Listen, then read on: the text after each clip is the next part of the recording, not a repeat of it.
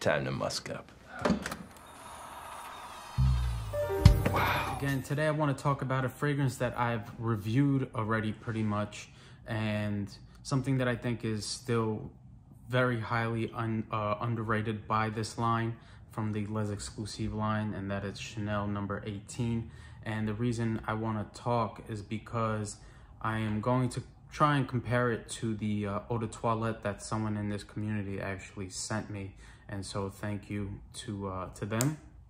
And this won't be long, but I want to just break it down a little bit and pretty much tell people why I really wouldn't worry trying to look for a eau de toilette bottle and just go for an eau de parfum concentration.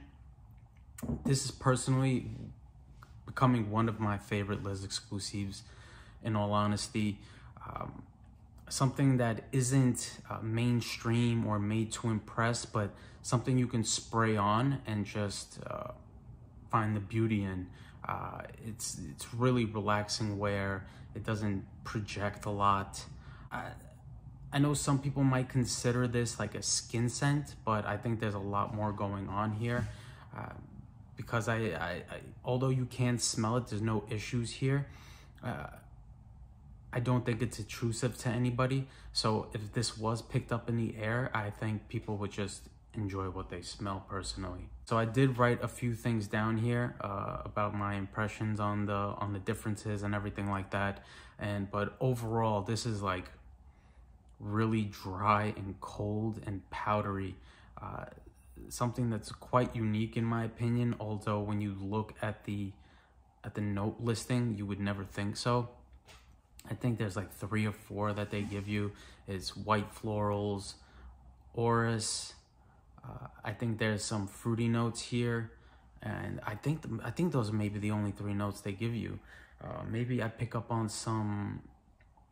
I don't know. I guess I kind of get on maybe some ambroxan touches here. Maybe they're sort of the Chanel's ambergris kind of thing. Very sparkling. I don't know, maybe some citrus here. I don't know. It's so fresh for something that doesn't have citrus.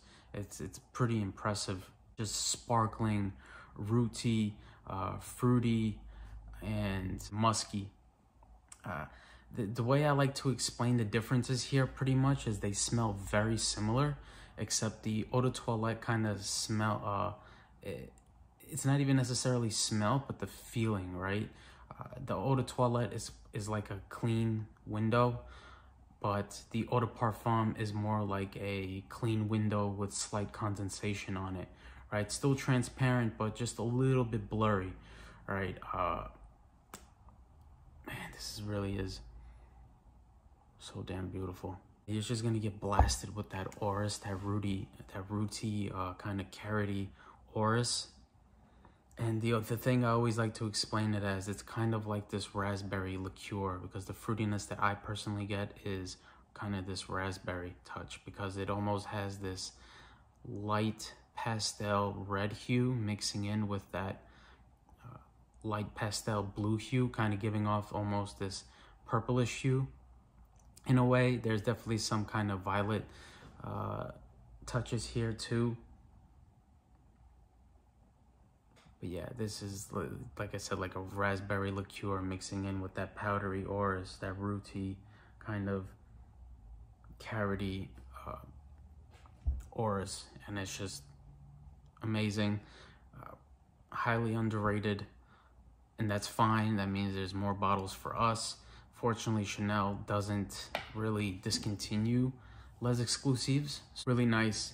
And that's just my take on the eau de toilette versus the eau de parfum concentration of Chanel number 18. All right, thank you. Take care. Bye.